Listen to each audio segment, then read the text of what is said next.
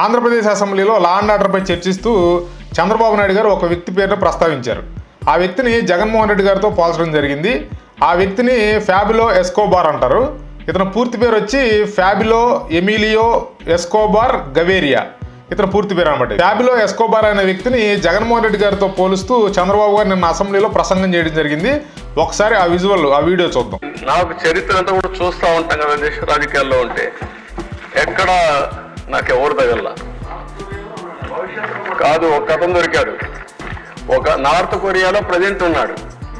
చరిత్రలో ఒక అతను ఏంటంటే ప్యాబ్లో ఎస్కోబార్ గవేరియా. అతను ఇదేనండి, ఎస్కోబార్ అనే వ్యక్తి కొలంబియన్ డ్రగ్ లార్డ్. ఇతను నార్కో టెర్రరిస్ట్. అతను పాలిటీషియన్ అయిపోయాడు. అతను ఏం చేశాడంటే మొత్తం ఒక లీడర్గా తయారై మెడిలిన్ కార్టెల్ అనే పేరు పెట్టి ఈ డ్రగ్స్ అమ్మడానికి కారిడార్స్ ఎస్టాబ్లిష్ చేశాడు. ఎస్టాబ్లిష్ చేసి మొత్తం దీంట్లో $30 బిలియన్ డబ్బులు సంపాదించి అది ఈరోజు $90 బిలియన్ వర్త్ ఆఫ్ వెల్త్ సంపాదించాడు. చంద్రబాబు నాయుడు గారు చెప్పినట్లుగా ఈ ఫ్యాబిలో ఎస్కోబార్ అనే వ్యక్తికి కొన్ని విషయాల్లో జగన్మోహన్ రెడ్డి గారితో కొంత సారూప్యత ఉంది. అంటే ఈ ఫ్యాబిలో ఎస్కోబార్ చరిత్ర కనుక ఒకసారి చూస్తే ఇతను బాల్యంలో కడు పేదరికాన్ని అనుభవించాడంట. తర్వాత ఈ డబ్బు మీద వ్యామోహంతో, అంటే పేదరికంతో వచ్చినటువంటి ఈ డబ్బు మీద వ్యామోహంతో అతను డబ్బు సంపాదించాలనే దీంతో డ్రగ్స్ బిజినెస్ వైపు మళ్ళడం జరిగింది. అంటే మన జనరల్గా పారిశ్రామిక ఓడలు, ఇండస్ట్రియల్ ఎస్టేట్స్ అంటాం కదా, అట్లా ఈ మెడిలిన్ అనే ప్రాంతాన్ని మెడిలిన్ కార్ట్గా ప్రాచుర్యంలోకి తీసుకొచ్చి అక్కడ పూర్తిగా డ్రగ్స్ యొక్క బిజినెస్లు చేయడం జరిగేది అనమాట. ఇతను 1970-80 కాలంలో ఈ డ్రగ్స్ దందాలు బాగా చేసినట్టుగా మనకు తెలుస్తుంది చరిత్ర చూసుకుంటే. తర్వాత ఇతను 1993లో ఇతన్ని మట్టుపెట్టడం జరిగింది. ఇతను ఆ మెడిలిన్ అనే ప్రాంతంలో రాబిన్ హుడ్ తరహాలో ప్రజలకి డబ్బు పంచడం, ప్రజలకి ఆదుకోవడం, ఎవరైనా హెల్ప్ కోసం వస్తే వాళ్ళని ఆదుకోవడం, ఇట్లాంటి కార్యక్రమాలు చేసేవాడు. అంటే రాబిన్ హుడ్ ఏంటంటే ఉన్న వాళ్ళని కొట్టి పేదవాళ్ళకి పంచడం, ఇట్లాంటి కార్యక్రమాలు చేసేవాడు. ఇతను ఏంటంటే ఈ డ్రగ్స్ దందాలో ప్రపంచవ్యాప్తంగా డ్రగ్స్ బిజినెస్లు చేసి ఆ వచ్చిన ఇల్లీగల్ మనీతో వీళ్ళు కొంతమంది ఇతనికి చట్టంలాగా చుట్టూ ఆ ప్రజల్ని పెట్టుకుని ఇతను కార్యకలాపాలు చేసేవాడు అనమాట. అమెరికాకి ఇతను విపరీతంగా డ్రగ్స్ సప్లై చేసేవాడు.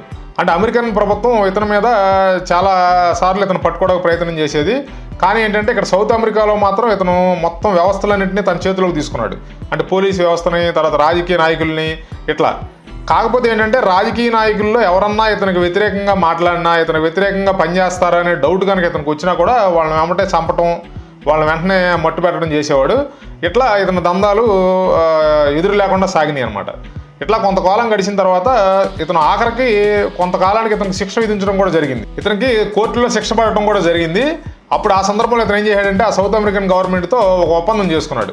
అంటే నేను నాకు సొంతగా ఒక జైలు నిర్మించుకుంటాను, ఆ జైల్లో నేను శిక్ష అనుభవిస్తాను, కానీ మీరు పంపించే జైలుకి నేను వెళ్ళనని చెప్పి వాళ్ళతో ఒక ఒప్పందానికి రావడం జరిగింది. అంటే ప్రభుత్వం కూడా ఇతను సొంతగా జైలు నిర్మించుకుంటానంటే ఇతనికి అవకాశం కల్పించిందంటే అతను ఏ స్థాయిలో బలపడిపోయాడు, ఏ స్థాయిలో అతని ముఠాలు అక్కడ పనిచేసాయి అనేది మనకు అర్థమవుతుంది.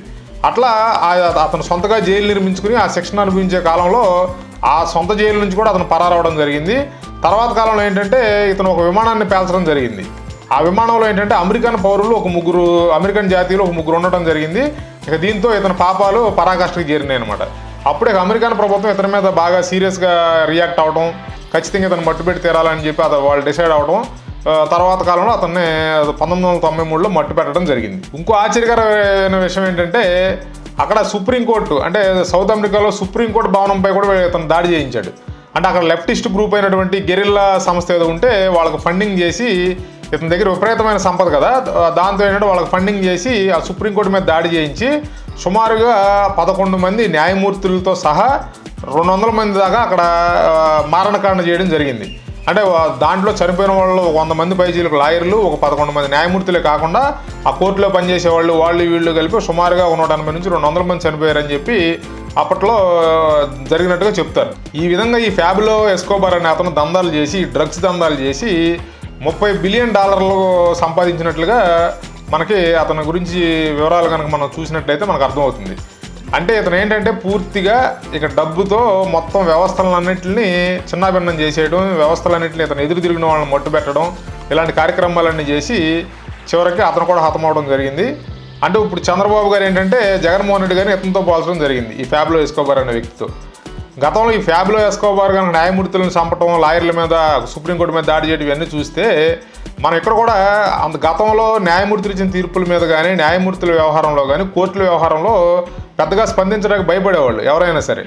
కానీ అమరావతి మీద ఒక తీర్పు ఇచ్చినప్పుడు, ఈ ఆంధ్రప్రదేశ్ హైకోర్టు నుంచి ఒక తీర్పు వెలువడినప్పుడు ఈ సోషల్ మీడియాలో వైఎస్ఆర్సీపీ వాళ్ళు విపరీతంగా బూతులు తిట్టడం, ఆ జడ్జిలను విపరీతంగా కామెంట్లు చేయడం, విపరీతంగా దాడి చేశారన్నమాట సోషల్ మీడియా ద్వారా. అప్పట్లో హైకోర్టు స్పందించడం జరిగింది, వాళ్ళ మీద కేసులు నమోదు చేయాలని ఆదేశించింది.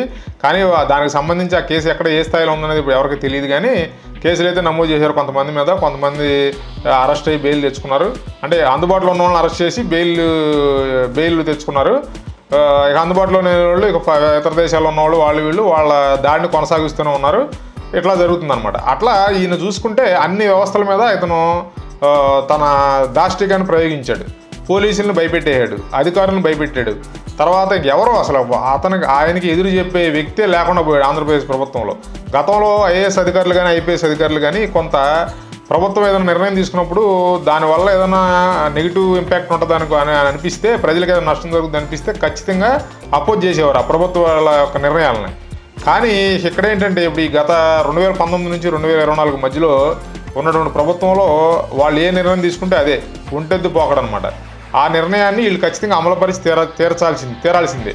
అతను ఐఏఎస్ అయినా, ఐపీఎస్ అయినా, ఎంత పెద్ద అధికారి అయినా సరే ఖచ్చితంగా తీరాల్సిందే. ఆ విధంగా వాళ్ళని భయభ్రాంతులకు గురి చేసి పూర్తిగా వాళ్ళందరూ లోపరుచుకున్నాడు. కాబట్టి ఇట్లాగే ఫ్యాబ్లో ఎస్కోబార్ కూడా ఇట్లాగే చేసేవాడు. కాబట్టి అక్కడ ఈయన చంద్రబాబు నాయుడు గారు అసెంబ్లీలో జగన్మోహన్ రెడ్డిని ఫ్యాబ్లో ఎస్కోబార్తో పోల్చడం జరిగింది.